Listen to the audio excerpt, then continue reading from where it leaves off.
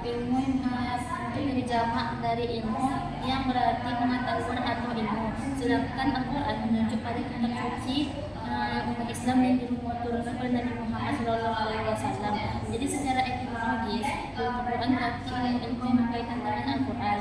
Tujuan Al-Quran tujuannya adalah agar umat Islam mampu memahami isi Al-Quran secara ringkas dan mudah dipahami, tidak hanya dari sisi teks tapi juga dari konteks. Misalnya dengan memahami asbabun nuzul, seseorang akan tahu mengapa suatu ayat diturunkan ke dunia ini karena berbagai relevansi terhadap kehidupan sekarang. Itu yang mempelajari ilmu qiraat. 3. Ruang lingkup ulumul Quran. Ruang lingkup ulumul Quran adalah ilmu Quran sangat luas, mencakup berbagai cabang ilmu yang semuanya bertujuan untuk menggali makna, struktur serta konteks dalam Al-Quran. Beberapa ruang lingkupnya: pertama, ilmu asbabun nuzul, membahas sebab-sebab turunnya ayat-ayat Al-Quran. Yang kedua, ilmu tafsir, menjelaskan makna ayat secara mendalam. Tanpa memahami ruang lingkup ini, seseorang bisa saja menafsirkan ayat secara istilah, salah atau menyimpang dari pemahaman yang dikehendaki oleh syariat tersebut. Terus latar belakang munculnya ulumul Quran. Teman-teman, dalam Al-Quran bukan hanya tentang pemahaman saja yang ayat ini dibaca, tetapi merupakan petunjuk hidup bagi seseorang umat. Dua, itu kesempurnaan dalam Al-Quran. Al-Quran bukan sekadar kitab suci, melainkan mukjizat intelektual dan spiritual yang abadi. Ilmu Al-Quran seperti ulumul Quran adalah instrumen yang digunakan para ilmuwan untuk menyikap takdir keindahan, kebenaran dan kesempurnaan makna yang ada dalam Al-Quran. Pertama, dimensi kesempurnaan Al-Quran. Kesempurnaan Al-Quran dapat ditinjau dalam beberapa aspek utama yang saling berkaitan. Yang pertama, kesempatan redaksi dan sastra ikhlas lugawi. Al-Quran turun di tengah bahasa Arab yang berada di puncak kejayaan sastra. Pilihan katanya, ketepatan dan diksi yang tidak bisa digantikan. B. Kesempurnaan struktur. Struktur yang sistematis dan meskipun diturunkan secara bertahap selama kurang lebih dari 23 tahun, Al-Quran memiliki benang merah yang benar dan utuh antar ayat dan antar surat, memiliki korelasi musabah yang sangat kuat. Jika dalam konsep pendidikan dalam Al-Quran, jika melihat ke belakang, keadaan pertama kali Al-Quran diturunkan, maka akan ditemukan masyarakat Mekah yang penuh dengan berbagai problem sosial. Jika disebut lebih jauh, kita menemukan Al-Quran merupakan kitab suci yang pertama kali turun ke Mekah, klasifikasi terhadap berbagai istilah di dunia. Konsep dan dasar ini perlu untuk dipelajari dengan mengawalnya dari pemahaman terminologi pendidikan yang bersandarkan pada Al-Quran. Berangkat dari pemahaman istilah, inilah akan menjadi landasan pokok bagi konsep bangunan pendidikan Islam itu sendiri. Jika pendidikan dimaksudkan adalah untuk membawa anak-anak manusia menjadi lebih sempurna, yang dilakukan terus-menerus dan tidak mengenal henti, maka Al-Quran sesungguhnya turun di bumi melalui Nabi Muhammad SAW. Keempat, konsep intertekstualitas dalam Al-Quran. Pertama, definisi intertekstualitas dalam tradisi Islam. Intertekstualitas merujuk pada hubungan dialog antara satu teks dengan teks lainnya. Dalam tradisi Islam, konsep ini lebih dikenal melalui teori munasabah. Imam Al-Ma'i mendefinisikan munasabah dengan pertalian antara dua hal dalam aspek apapun, dalam berbagai aspek. Adapun secara terminologi atau istilah disebutkan bahwa berikan para ulama munasabah adalah ilmu yang mengaitkan bagian-bagian awal dan ayat-ayat akhirnya, mengaitkan lafaz umum dan khusus atau hubungan antara ayat yang terkait dengan sebab akibat, ilat dan maklud dan kemiripan ayat, yang pertentangan, ta'arud dan sebagainya. Quraisy Shihab dalam menafsirkan tafsirannya adalah memisbah, mengedepankan pengertian munasabah dalam ilmu Al-Quran sandingkan dengan tema-tema pokok Al-Quran. Mirip-miripan pada hal-hal tertentu Al-Quran, baik surat maupun ayat-ayatnya yang menghubungkan satu dengan yang lainnya. Yang kelima, yaitu fungsi perumpamaan dalam Al-Quran. Pertama, pengertian perumpamaan. Perumpamaan dalam Al-Quran disebutkan dengan amsal, jamak matsal yang berasal dari bahasa Arab, artinya sesuatu yang serupa atau sebanding dengannya. Secara umum, perumpamaan adalah cara menyampaikan pesan atau pelajaran yang melalui ilustrasi, contoh agar lebih mudah dipahami oleh pembacanya. Di dalam mengimplementasikan fungsi Bunyan al-Nas, Al-Quran mengandung pokok-pokok ajaran yang sangat penting. Manfaat menyusun satu metode pengajaran dan penyampaian dalam hati manusia dengan cara menerangkan berbagai perumpamaan. Perumpamaan itu digunakan oleh Allah sebagai misalnya seperti tauhid, orang-orang konsisten dengannya, masalah syirik dalam pelakunya, dan berbagai perbuatan mulia di mata masyarakat umum. Bila kita kaji secara sesama asal perumpamaan Al-Quran yang mengandung penyerupaan sesuatu hal dengan lainnya, penyamaan antara dua dalam hukum, maka Allah tersebut mencapai jumlah lebih dari 40 tahun. 6. Cara mengetahui asbabun nuzul. Asbabun nuzul adalah sebab atau peristiwa terjadinya turunnya ayat Al-Quran kepada Nabi Muhammad. Ilmu ini membantu memahami makna ayat sesuai dengan kondisi saat kami berikan. Sebagai besar Al-Quran pada dunia Indonesia untuk ilmu ini. Tetapi peristiwa sejarah bahkan banyak terjadi di antara mereka. Peristiwa khusus kemudian mereka bertanya kepada Rasulullah untuk mengetahui hukum Islam mengenai hal itu. Kaidah penting para ulama menetapkan bahwa yang menjadi pegangan adalah melafaz ayat, bukan hanya sebab khusus turunnya. Artinya walaupun ayat turun karena suatu peristiwa tertentu, itu tetap berlaku umum bagi setiap orang.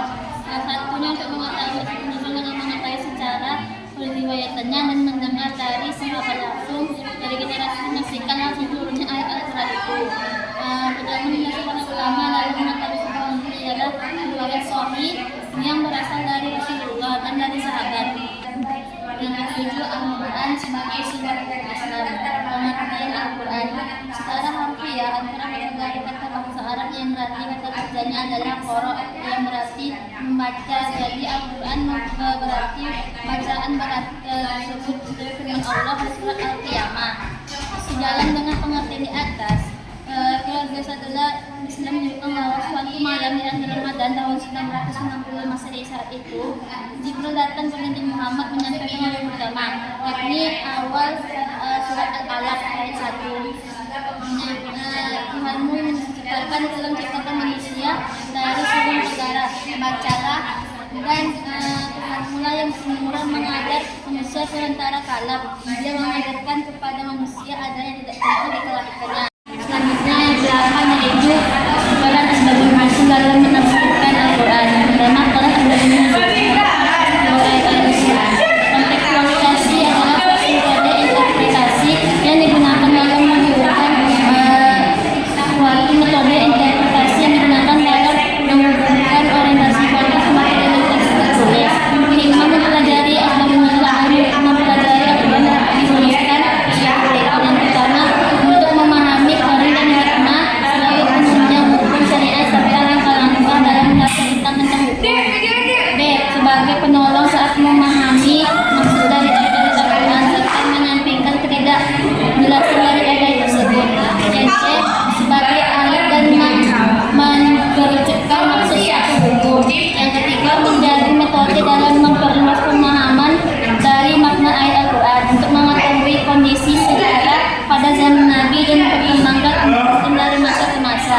Untuk mengetahui titik ayat tertentu dan maksud dari asal suatu ayat Al-Quran pada suatu masyarakat yang berbudaya. Ulama Marjan Al-Quran sebuah pengantar memahami Al-Quran secara utuh. Halaman 50 menyatakan dari sekian banyaknya ayat yang ada sebagian harus dipahami dengan konteks asbabun nuzul. Yang ke-9 adalah konsep takdir dalam Al-Quran. Dalam menulis semantik Al-Quran, ditujukan melakukan penelusuran makna rasa dalam bentuk kata masalah, yaitu yang berarti kita mengatakan bahwa qadar merupakan salah satu sifat Allah yang berarti ketetapan atau kekuasaan. Qadar makna merupakan bentuk dari sifat Allah dan kata al-qadar yang berarti ketetapan. Jika seseorang mengungkapkan kata qadaran pada sesamanya, hendaklah ia mengatakan qadiran. Ia Allah kaza, dia mampu melakukan sesuatu karena ungkapan seperti bahwa al-qadirun dia berkuasa mengandung makna yang tidak disebutkan secara eksplisit dan memiliki keterbatasan. Makanya tidak ada makhluk manapun yang memiliki kekuasaan penuh sehingga bentuk kata al-qadir merupakan sifat Allah, bahwa Allah melakukan segala sesuatu yang dia kehendaki dengan penuh kebijaksanaan, tidak lebih manapun kurang seperti dalam Al-Quran. Yang ke-10 adalah ilmu qiraat dan pengaruh terhadap variasi makna. Yang pertama, pengertian ilmu qiraat. Ilmu qiraat adalah ilmu mempelajari berbagai cara membaca Al-Quran yang diriwayatkan secara mutawatir dari Nabi Muhammad SAW dari segi pelafalan huruf, panjang pendek, makna dan tarjih dan tartibnya yang sesuai dengan kaidah bahasa Arab dan kaidah bahasa Islami. Menurut Ibnu Al-Jazari, qiraat adalah ilmu tentang tata cara mengucapkan kalimat-kalimat Al-Quran dan perbedaannya yang disebabkan pada ilmu perawi. Macam-macam perbedaan qiraat yaitu adalah biasanya mengikuti perbedaan harakat, perbedaan i'rab dan perbedaan makna akibat perbedaan bacaan. Pengaruh qiraat terhadap variasi makna itu tidaklah mempengaruhi tapi saling melengkapi. Mukjizat yang terdapat dalam Al-Quran. Pengertian ijaz Al-Quran. Secara terminologi, mukjizat atau ijaz berasal dari kata bahasa Arab berarti ijaz yang ijaz, mempunyai arti melemahkan atau menjadikan tidak mampu secara menggunakan. Mukjizat adalah kemampuan seseorang melakukan sesuatu yang lawan dari ketidakberdayaan. Dapat disimpulkan bahwa antara ijaz dan mukjizat dikatakan karena melemahkan. Hanya saja pengertian ijaz ada di atas mengenai dan lebih spesifik, yaitu Al-Quran. Sedangkan pengertian mukjizat itu dapat menegaskan bahwa batasan yang lebih luas ini bukan hanya berupa Al-Quran, tapi juga perkara-perkara lain yang tidak mampu dijelaskan oleh Al-Quran. Mampu ditemui secara keseluruhan. Dengan demikian, konteks ini antara pengertian ijaz dan mukjizat itu saling melengkapi, sehingga lebih keistimewaan dari ketetapan Allah yang harus diberikan kepada rasul-rasul yang pilihannya sebagai salah satu bukti kebenaran ini dari Rasulullah di bawahnya. Yang kedua adalah makna jihad dalam Al-Quran. Tujuan ini pada dasarnya adalah untuk menegakkan ajaran Allah Subhanahu wa Ta'ala dan untuk menjaga integritas iman dengan cara selaras dalam Al-Quran maupun Sunnah.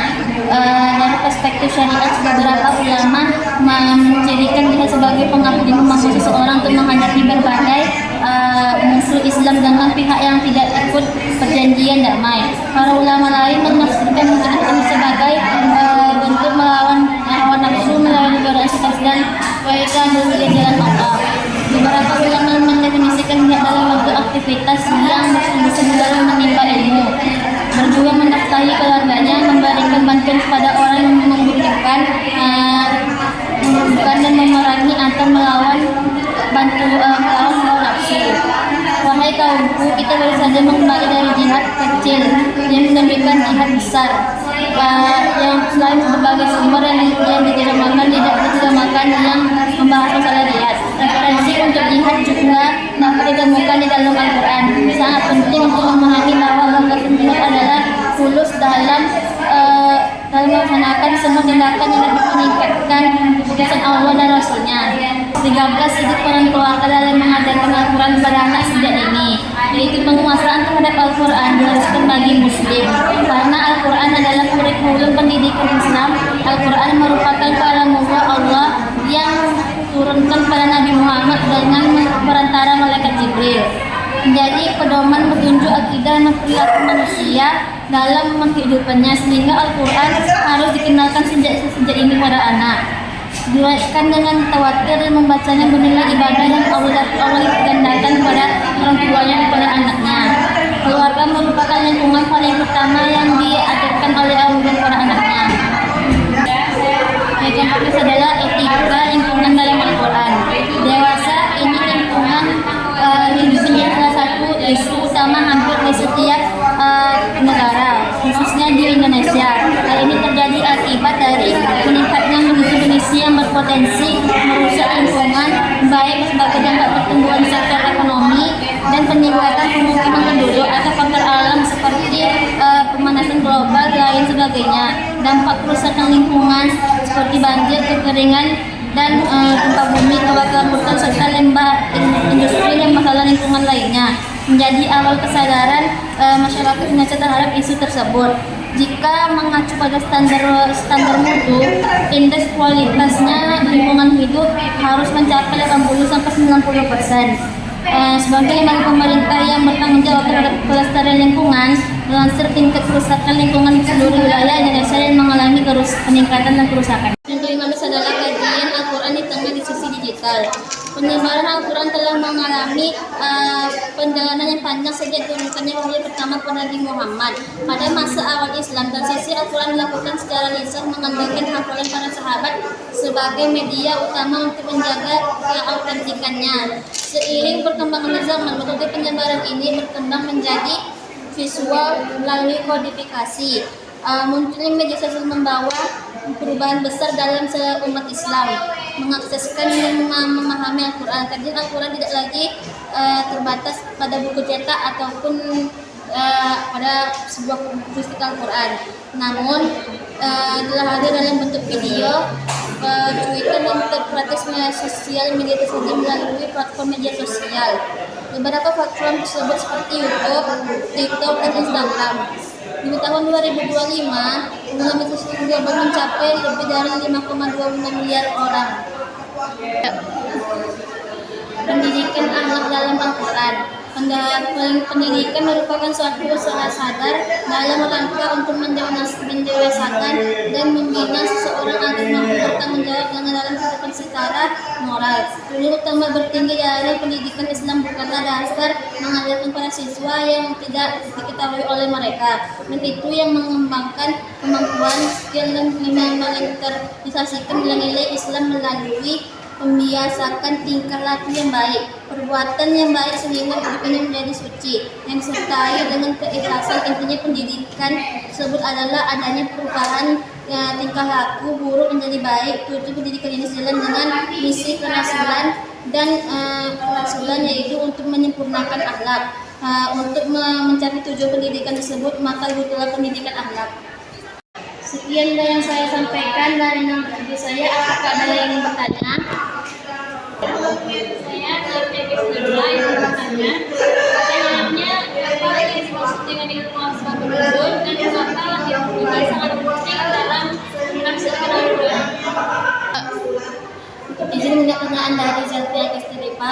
Asbabun nuzul adalah ilmu yang mempelajari latar belakang atau sebab-sebab turunnya satu ayat atau beberapa ayat Al-Quran. Peristiwa biasanya berupa kejadian nyata atau pernyataan yang diaturkan pada Nabi Muhammad SAW. Baiklah, saya ingin bertanya, sebutkan perbedaan utama antara ayat-ayat Makkiyah dan Madaniyah ditinjau dari segi karakteristik isinya. Izin menjawab pertanyaan dari Siti Rahmi Hasibuan. Makkiyah turun sebelum hijrah. Umumnya memiliki ayat yang pendek-pendek dan memiliki ayat yang menekankan pada penguatan akidah, hari kiamat, akhlak mulia, dan berbantahan terhadap kaum musyrikin. Madaniyah turun setelah hijrah. Umumnya memiliki ayat yang lebih panjang, yang lebih banyak membahas tentang hukum syariat, rincian ibadah, muamalah, tata negara, serta perang dan perdamaian. Baiklah, saya di Pak Franti itu bertanya. Pertanyaannya, jelaskan apa yang dimaksud dengan konsep nasib wal mansukh dalam ulumul Quran. Izin menjawab pertanyaan dari Diva Afianti, yaitu konsep ini membahas tentang adanya ketentuan hukum yang kemudian nasib yang menghapus atau mengganti ketentuan hukum yang datang sebelumnya, seperti mansukh. Tujuannya untuk menunjukkan sifat syariat yang bertahap tadarruj dalam mendidik umat manusia. Contohnya yang paling utama adalah perubahan arah kiblat dan Baitul Maqdis ke Ka'bah Masjidil Haram. Sekian yang saya sampaikan. Lebih dan kurang mohon maaf. Wabillahi taufiq wal hidayah. Wassalamualaikum warahmatullahi wabarakatuh.